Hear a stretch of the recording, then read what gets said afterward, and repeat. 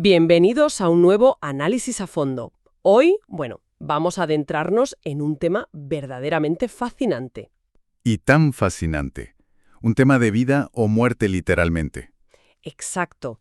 Hoy vamos a desgranar los apuntes, las vivencias y las tácticas de Chris Voss, que, para quienes no lo conozcan, fue el ex negociador jefe internacional de rehenes del FBI. Palabras mayores.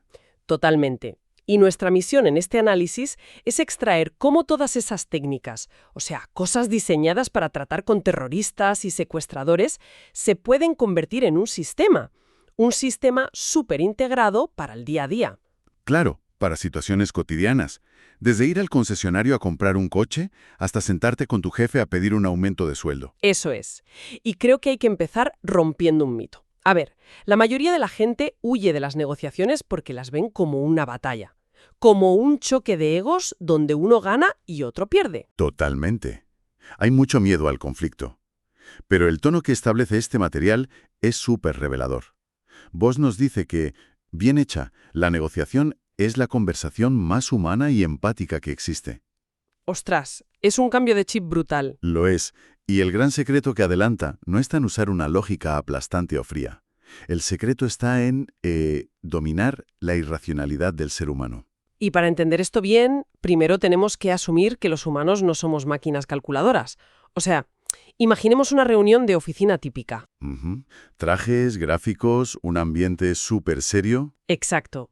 Ahí es facilísimo pensar que el debate lo va a ganar la persona que tenga la hoja de cálculo más detallada o los argumentos más pulidos. Claro, la lógica pura. Pero claro, si te llevas esa misma lógica a un atraco con rehenes, el chiringuito se desmonta en 2 segundos. Es que se derrumba por completo, y ese es el fin de la resolución tradicional de problemas. Fíjate que durante años el estándar de oro en negociaciones era el método de obtenga el sí. Sí, el de buscar el beneficio mutuo, ¿no? Eso es, un enfoque súper racional basado en calcular tu mejor alternativa a un acuerdo negociado. En un aula universitaria suena genial, pero el FBI se dio cuenta de que en la calle eso era un peligro. Tuvieron fracasos muy sonados, de hecho. Sí, desastres absolutos como los de Waco y Ruby Ridge en los 90. Ahí vieron que si tienes enfrente a alguien atrincherado, que está en pleno colapso emocional, apelar al beneficio mutuo es inútil. Claro, porque esa persona no está operando desde la lógica. Exacto. Y esto conecta perfectamente con la ciencia, concretamente con el psicólogo y premio Nobel Daniel Kahneman. Él explicó que tenemos 2 sistemas de pensamiento. El sistema 1, que es animal, rápido, puramente emocional. Nuestro lado más instintivo. Ese es. Y luego está el sistema 2, que es lento, lógico y analítico. Pues bien, el error clásico es intentar negociar con el sistema 2 del otro, cuando en realidad es el sistema 1, las emociones, el que toma las decisiones. O sea, intentar negociar usando solo lógica pura es, no sé, como intentar programar un ordenador usando poesía. Me encanta esa imagen, sí. Es que simplemente estás hablando en el idioma equivocado. Y hay una historia buenísima en el texto sobre esto, el choque de Voss en la Universidad de Harvard. Espectacular esa anécdota. 2 absolutas eminencias mundiales en negociación. Los pesos pesados de la teoría racional. Eso es. Pues deciden hacer un simulacro. Encienden una grabadora y Munokin hace de secuestrador. Le mira y le suelta de golpe. Tenemos a su hijo, Voss. Entréguenos $1.000.000 o morirá. Claro. Y Munokin estaba esperando una oferta, un regateo clásico, una respuesta de manual. Pero Voss no hace eso. Voss entiende que esa amenaza es puro sistema 1, pura emoción. Así que los desarma. Usa solo una pregunta abierta súper calmado. Les dice, ¿cómo se supone que voy a conseguir eso? Genial. Cada vez que le amenazaban, repetía alguna variación de esa misma pregunta. Y claro, los académicos, que son mentes brillantes, se quedaron completamente paralizados. No sabían cómo avanzar. Ostras, es que le rompió el esquema. Totalmente. De hecho, hay una frase en el libro que dice que negociar sin dominar las emociones es intentar hacer una tortilla sin saber cómo cascar un huevo. Muy gráfica, sí.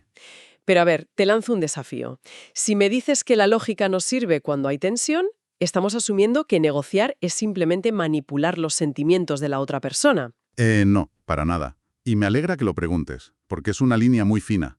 No hablamos de manipular, hablamos de lo que Voss llama empatía táctica. Empatía táctica. Vale, cuéntame más sobre eso. A ver, si la clave es acceder al sistema 1, a las emociones, tu mejor herramienta no es tener un argumento brillante. Tu mejor herramienta es saber escuchar, pero escuchar a un nivel táctico, casi como un arte marcial. O sea, no es simplemente poner cara de pena y decir, te entiendo. Exacto. Empatía táctica no significa estar de acuerdo con el otro, ni siquiera sentir simpatía. Es reconocer la perspectiva del otro, vocalizarla y usar eso para influir en lo que hace. Y el sistema tiene técnicas muy concretas para lograr esto. La primera me hace mucha gracia, es la voz del locutor de radio nocturno. Es un clásico. Consiste en hablar con mucha calma y hacer una inflexión descendente al final de las frases. Bajar el tono hacia el final. Eso es. No es para sonar agresivo, sino para establecer autoridad, pero dando muchísima tranquilidad. Biológicamente, ese tono baja el ritmo cardíaco de quien te escucha. Fuerte. Y luego está otra técnica que es el espejo o isopraxis, ¿no? Exactamente. Suena súper simple. Consiste básicamente en repetir las 3 últimas palabras o las palabras clave de lo que te acaban de decir. Aquí mencionan un estudio súper curioso del psicólogo Richard Wiseman con camareros. Ah, sí, el de las propinas. Ese. A un grupo de camareros les dijeron que usaran refuerzo positivo. O sea, si alguien pedía una cerveza, ellos decían, genial, marchando. Muy enérgico, sí. Y al otro grupo le dijeron que usaran el espejo. Si alguien decía una cerveza, el camarero respondía, ¿una cerveza? Pues resulta que los del espejo se llevaron un 70% más de propinas. Es un dato espectacular. Es brutal, pero a ver, siendo súper honesta, si yo estoy hablando contigo de un tema serio y me repites mis últimas 3 palabras todo el rato, voy a pensar que pareces un disco rayado. No se da cuenta la gente de que estás usando un truco barato. Ya. Es el miedo que tenemos todos al principio. Pero la realidad es que no. Si usas el tono adecuado y dejas una pausa, el otro no lo nota. Y esto pasa por la resonancia neuronal. Resonancia neuronal. Sí, es un principio biológico. Evolutivamente, los humanos tememos lo que es diferente, pero nos relaja muchísimo la similitud. Ajá, o sea, vernos reflejados. Exacto. Cuando reflejas sus palabras, su cerebro subconscientemente dice, ah, esta persona es como yo. Y eso genera confianza instantánea y les anima a seguir hablando. Vale, entiendo. Y esta confianza se amplía con otra herramienta clave, el etiquetado, el labeling. Eso es fundamental. En vez de decir, te entiendo, usas frases como, parece que, o suena a que. Hay un ejemplo tremendo de un asedio en Harlem. Voss estaba fuera, con unos fugitivos armados atrincherados detrás de una puerta. Y en lugar de coger el megáfono y gritar, salgan con las manos en alto, empezó a etiquetar. A poner nombre a lo que sentían. Sí. Les decía, parece que no queréis volver a la cárcel. Parece que tenéis miedo de que entremos pegando tiros. Y el efecto de hacer eso es casi mágico en el cerebro. Actúa directo sobre la amígdala, que es el centro del miedo. Desactiva el miedo. Totalmente. Cuando nombras una emoción negativa en voz alta, sin juzgarla, interrumpes la actividad de la amígdala. Le quitas el poder. ¡Ostras! Y por eso hay una variante que se llama la autoacusación. Es hacer una lista mental de las peores cosas que la otra persona podría pensar de ti y decirlas tú primero. O sea, desarmarles antes de que ataquen. Exacto. Si tú mismo dices, seguro que piensas que soy un desastre impuntual, el otro ya no puede usarlo como arma. Le pinchas el globo. Madre mía, es súper inteligente. Pero claro, una vez que hemos creado este ambiente de confianza, con espejos y etiquetas, hay que lidiar con las respuestas. Y aquí el libro rompe otro gran mito de las ventas, la falacia del sí. Ah, sí. Es que nos han enseñado que hay que buscar el sí a toda costa, desde el minuto 1. Total. En ventas siempre te dicen que consigas muchos síes pequeños, pero el autor dice que ese sí suele ser falso. Es una trampa de compromiso. Es el típico sí que te dicen simplemente para que te calles y les dejes en paz. Justo. Conseguir un sí rápido es como un apretón de manos falso por puro compromiso. Por eso, irónicamente, la magia está en buscar el no. Es que el no es maravilloso. Decir no hace que la gente se sienta segura. Sienten que tienen el control de la situación, que mantienen su autonomía. La historia de Marty Evelyn lo ilustra a la perfección. Era una coordinadora del FBI a la que querían echar por temas políticos. Sí, su supervisor la quería fuera. Cualquiera en su lugar habría entrado al despacho suplicando o dando 1000 argumentos racionales sobre lo buena que era, pero ella no. Ella le hizo una pregunta a su jefe diseñada específicamente para forzar un no. Claro, y al decir que no, el jefe bajó las defensas. Exactamente. Sintió que dominaba, se relajó y al final ella le guió para que él mismo propusiera soluciones, salvando así su puesto. Es cambiar el enfoque. Fíjate en el día a día. En vez de decir, ¿tienes un minuto para hablar?, que empuja a un sí forzado, preguntas, ¿es mal momento para hablar? Y si te dicen no, dime, ya tienes toda su atención. Exacto. El no es el final de la negociación, es el principio, es donde empieza la seguridad real. Vale, entonces tenemos espejos, etiquetas y el poder del no. ¿Cuál es el momento de avance real? Porque en algún momento tendrán que estar de acuerdo, ¿no? Claro, pero el avance no es un sí, ni un tienes razón. El santo grial aquí es conseguir que digan así es, o eso es correcto. ¿Hay tanta diferencia entre tienes razón y así es? Abismal. Cuando alguien te dice tienes razón, en el fondo está diciendo, vale, tu lógica es buena, pero yo no voy a cambiar de opinión, así que déjame. O sea, ¿es una forma elegante de mandarte a paseo? Totalmente. Pero cuando alguien dice así es, significa que han tenido una epifanía.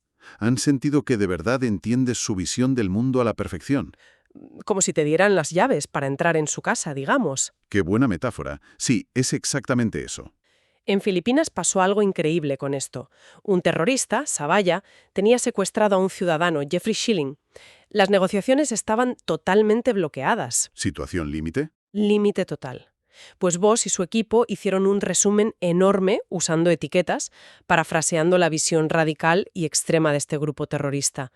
Se lo leyeron por teléfono a Savaya. Y hubo un silencio, ¿verdad? Un silencio largo, sí. Y de repente el terrorista contesta. Así es. Solo con eso, la crisis se desbloqueó porque el tipo sintió que por primera vez alguien en el mundo entendía su postura. Es que es brutal. Y fíjate, una vez que logras ese así es, ya estás en posición de empezar a moldear la realidad y estructurar los términos. Lo que viene siendo el regateo. Sí, el cuerpo a cuerpo. Pero ojo, hay una regla de oro fundamental aquí. Nunca, bajo ningún concepto, hay que hacer concesiones a medias. El clásico dividir la diferencia, no. Exacto. El libro tiene un ejemplo buenísimo. Si tú quieres llevar zapatos negros y tu pareja quiere que lleves zapatos marrones, Un punto medio sería llevar un zapato negro y otro marrón. ¿que es una estupidez? No soluciona el problema de nadie y quedas fatal. Totalmente ridículo. Y en este punto de doblar la realidad se aprovechan mucho las ilusiones que todos tenemos. Por ejemplo, las fechas límite. Uy, las fechas límite. En el trabajo nos creemos que un deadline es un muro inamovible. Y el texto dice que son pura ilusión. Ocultarle una fecha límite a la otra parte por miedo a perder poder es un error enorme. Solo hace que negocies contra ti mismo. Te metes presión tú solo. Exacto. Y luego está el peligro de la palabra justo, la famosa bomba J. Esa palabra es peligrosísima. Suele usarse para manipular emocionalmente. Cuando alguien te dice solo quiero lo que es justo, te pone a la defensiva al instante. Te hace sentir que estás siendo el malo. ¿Y cómo contrarrestas esa presión? Pues con las preguntas calibradas. Son preguntas súper específicas que empiezan casi siempre por ¿cómo o qué? Y hay que evitar a toda costa empezar por ¿por qué? Claro, porque si yo te pregunto ¿por qué has hecho esto?, suena que te estoy acusando directamente. En cualquier idioma suena a ataque. Pero si preguntas ¿cómo quieres que haga eso?, la cosa cambia. Creas una ilusión de control. ¿El otro cree que manda? Exacta. Cree que te está dando instrucciones y resolviendo el problema, pero en realidad tú le has guiado hasta ahí amablemente. Vale. Y todo esto prepara el terreno para poner números sobre la mesa. Aquí es donde entra el sistema Ackermann. Sí, ideado por un exagente de la CIA, fíjate. Casi nada. Es un método súper estructurado. Primero marcas tu precio objetivo. Y luego, atención, tu oferta inicial debe ser el 65% de ese valor. Y luego va subiendo en incrementos cada vez más pequeños, al 85, luego 95 y 100%. Y usando números muy raros, nada de redondear. Sí, o sea, en vez de ofrecer 38.000 euros, ofreces 37.893. Y para cerrar, metes un elemento que no sea dinero. Pero a ver, yo me pongo en la piel de alguien en una reunión. Lanzo una oferta del 65% del valor real y me parece súper insultante.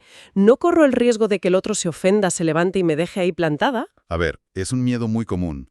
Parece un insulto, sí, pero psicológicamente no está diseñado para insultar.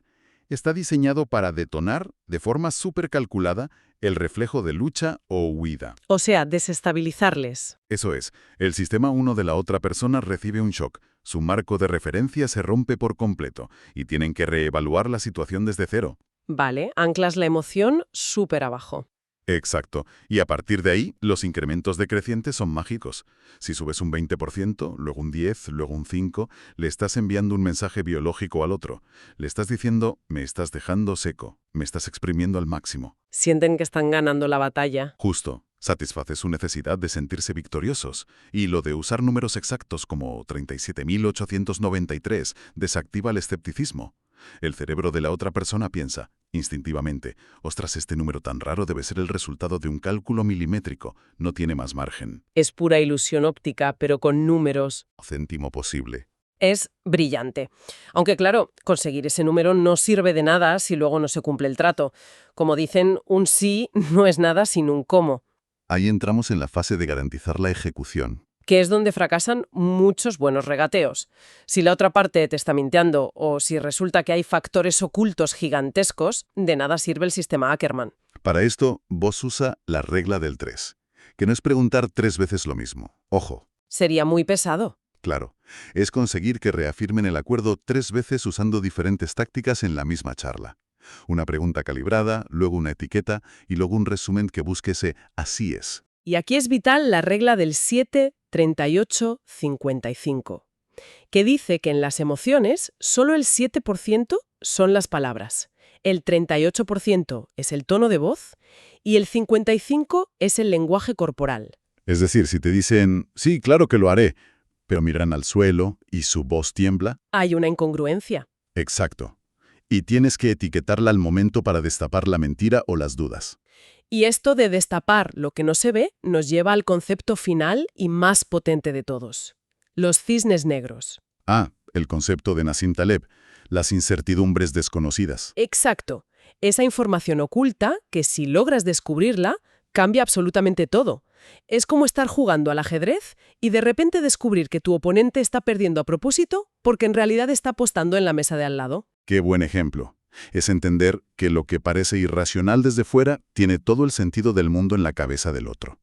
Hay un caso de un tal William Griffin que te pone los pelos de punta. Año 81. Este hombre secuestra un banco en Rochester y el FBI negocia asumiendo lo obvio, que quiere salir vivo y con dinero. Lo normal, sí. Pues el cisne negro, que nadie vio, fue que Griffin había montado todo el secuestro para obligar a la policía a matarle. Quería un suicidio a manos de la policía. ¡Qué barbaridad! Su lógica era letal, pero tenía sentido en su locura. Afortunadamente también hay cisnes negros positivos, como el de Watson, un terrorista que colapsó Washington montado en un tractor con supuestos explosivos. Sí, el del amanecer del tercer día. Ese. El FBI notó que repetía mucho esa frase, el amanecer del tercer día. Era algo religioso, y eso les dio una ventaja normativa brutal. Claro, entendieron su religión, su forma de ver el mundo. Y en vez de amenazarle con la ley de la policía, usaron sus propias creencias para prometerle una rendición honorable al amanecer. Le dieron la vuelta a sus propias reglas. Pero claro, esto suena muy a película del FBI. Llevémoslo al mundo de la calle. El caso del becario inmobiliario en Charleston. Ese caso es oro puro para los negocios. Es que fíjate, un becario ve un edificio de apartamentos en venta, súper rentable, lleno de estudiantes y a un precio bajísimo que no tiene ningún sentido. Cualquier inversor pensaría, esto tiene aluminosis o deudas enormes. Exacto, pero el chaval se sienta con el agente y en vez de asumir cosas, empieza a hacer preguntas calibradas y a poner etiquetas. Escucha con paciencia y de repente desentierra al cisne negro. Resulta que los dueños necesitaban vender ya, no por problemas del edificio, sino porque necesitaban liquidez urgente para pagar las hipotecas de otros edificios comerciales. Ostras, es que encontrar esa información es como ganar la lotería. Literal. Porque entonces el becario supo que no estaba comprando un edificio normal, estaba comprando el rescate financiero de esa familia. Hizo una oferta bajísima que le solucionaba el problema de la liquidez al instante y se llevó una ganga histórica. Es la magia de la información oculta. Pero claro, te pregunto, ¿Cómo sabemos que hemos encontrado un verdadero cisne negro y no simplemente un dato suelto o irrelevante que la otra persona soltó de pasada? Quizá es la clave de la maestría. Los cisnes negros no aparecen pidiéndolos. Emergen cuando prestas una atención extrema a los momentos de guardia baja. Fíjate en el principio o el final de las reuniones, o en comidas informales.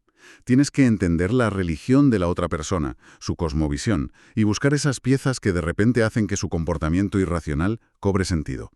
O sea, apagar tu propio ego y observar. Absolutamente. Madre mía, qué viaje. Si echamos la vista atrás, es increíble cómo hemos pasado de ver la negociación como un combate lógico de argumentos a entenderla como una interacción terapéutica, animal y profundamente emocional. Es un cambio de paradigma total. Pasas de la fuerza bruta a la empatía táctica. Empezamos usando la voz para dar calma, usamos etiquetas para apagar el miedo en la amígdala, aprendemos a amar el no porque da seguridad, y de ahí pasamos al regateo asimétrico y a la caza de cisnes negros. Y yo me quedo con el principio base de todo esto. La próxima vez que alguien tenga un conflicto de intereses, ya sea una fusión millonaria o decidir a qué hora se van a dormir los niños. Muy típico también. Sí, a todos nos pasa. Pues hay que recordar que la persona que tienes enfrente nunca es el problema. El problema es la situación y las cuestiones que no se han resuelto entre los dos. Qué gran verdad. Es que cuando dejas de ver al otro como un enemigo irracional y lo ves como alguien con necesidades y miedos, la tensión desaparece. Totalmente. Nos escuchan con una reflexión. Hemos visto que la técnica para cascar el huevo es puramente humana. ¿Qué pasaría si la próxima vez que tengamos un conflicto en el trabajo o en casa, en lugar de verlo como una barrera agotadora, decidimos verlo como una oportunidad fascinante?